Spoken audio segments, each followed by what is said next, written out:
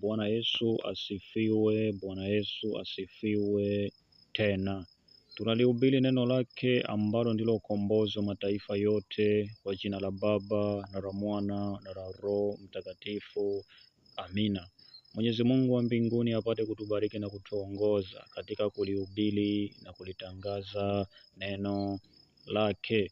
Neno la Mungu linasema katika kitabu cha Misali sura 4 mstari wa 16, inasema kwamba maana hawalali huondolewa usingizi, isipokuwa hawakumwangusha mtu. Maana hawalali huondolewa usingizi, ikiwa hawakumwangusha mtu. Bwana Yesu asifiwe tena.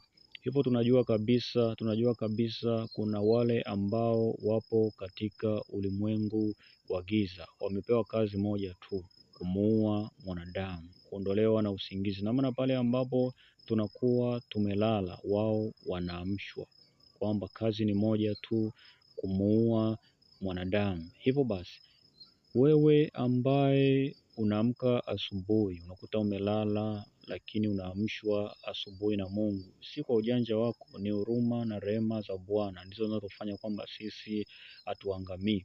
Hivyo ushangae kwamba unaota ndoto mbalimbali, unaota unafukuzwa, unaota ukitaka kudumbukia katika mashimo, unaota masuala majeneza, unaota mara mtu kafa, mara unaota ukifukuzwa, mara unapaishwa juu. Hiyo ni ishara kwamba Mwenyezi Mungu anakupigania pale ambapo unakwisha kuota kwamba unapaishwa juu. Hivyo ukiamka salama, usiseme kwamba ni ujanja wangu, ni huruma na rehema za Mungu ndizo zinazofanya kwamba sisi hatuangamii. Hivyo basi, pale ambapo utakuwa umelala pasipo kumuomba Mwenyezi Mungu, hizo ndizo hatari ambazo zinatokea. Yaani kwamba kuna vifo vya ghafla, tumekwisha kuangalia. Kuna mtu analala anajikuta kafa.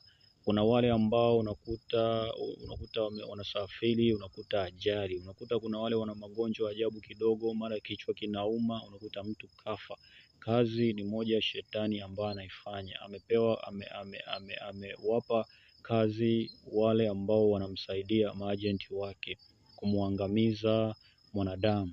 Hivyo tunajua kabisa Mwenyezi Mungu alipoumba dunia, mbingu na nchi, na tunajua kwamba na jeshi lake lilimalizika. Hivyo nyenyekea kwa Mungu wa mbinguni pale ambapo unaenda katika usingizi wako.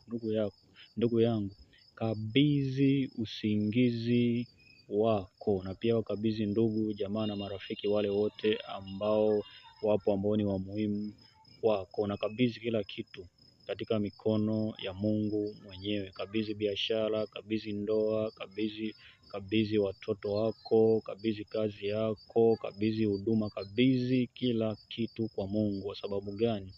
Wewe peke yako hauwezi ukalinda vitu hivyo. Hivyo Mwenyezi Mungu anajua namna ya kulinda vitu hivyo. Bwana Yesu asifiwe tena.